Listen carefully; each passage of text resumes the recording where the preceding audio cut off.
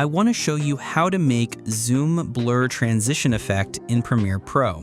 So I've already added 2 videos to my timeline that I want to add the zoom transition to.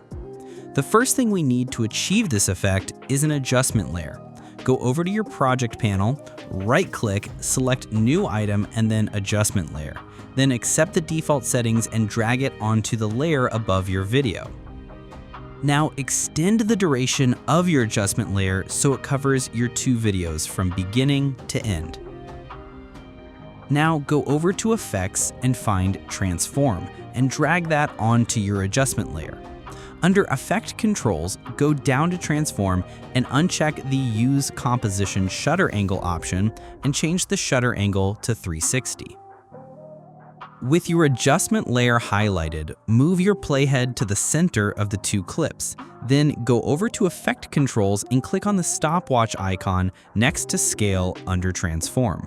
Then change the value of scale to 400, which will create our starting keyframe. Now move back 5 frames by holding Shift and hitting the left arrow key and change the scale back down to 100. Now move 10 frames ahead by holding Shift again and pushing the right arrow key twice, and then change the scale value to 100. Everything is ready. Let's see the result.